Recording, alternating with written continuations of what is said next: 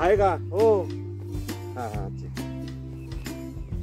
काल अर्धवट राहिलेल्या जांभळाच्या झाडाचं आज आपण ट्री गार्ड कंप्लीट करून घेतलाय. जेवढा आम्हाला व्यवस्थित करता येईल तेवढा केलेला आहे. त्याला आज नवीन हे पद्धत चालू केली. थोडीशी बांडिंग वायरने आपण जनावरांचं तोंड जाऊ नये म्हणून कुदळ साहेबांनी सगळी ओवून घेतली त्याला. आणि थोडीशी दगड वगैरे पण लावून घेतली आहेत. हे दाखव दगड की माती वाहून जाऊ नये म्हणून दगड लावलेली आहेत. त्याच्यात माती थोडी भर टाकू आम्ही आज उद्या.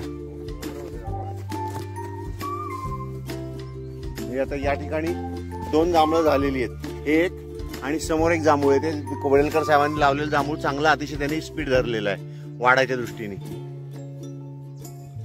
दृष्टीने अतिशय स्पीड धरलेलं आहे.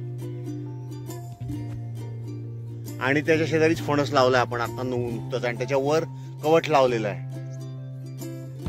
म्हणजे आपण या टप्प्यात जवळजवळ सगळं भरलेलं आहे. आणि त्या ठिकाणी आपण आता एक जांभूळ लावलेलं आहे. म्हणजे अशी या टप्प्यामध्ये आपण 5-6 जांभळाची झाडं 3-4 झाडं झालेली आहेत.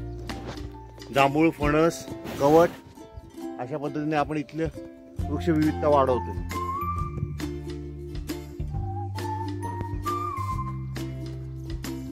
आज आम्ही 3 जण होतो. एक ट्री गार्ड कालचा कंप्लीट करून घेतला. आणि या ह्याच्यामध्ये हादगे बरेच उगवले होते जांभळामध्ये. ते पुढे धोका करतील म्हणून आम्ही यातले काढले. आणि आता या ठिकाणी आम्ही त्यांचं रोपण केलेलं आहे. शेवगा जो उगवला नाही त्या ठिकाणी हादग्याचे रोप एका ह्याच्यात 2-2 रोपं आम्ही खोचून टाकलेली आहेत. आणि त्याला पाणी घातलेलं आहे. इथे आहे आणि वर एक हादग्याचं हे झालं.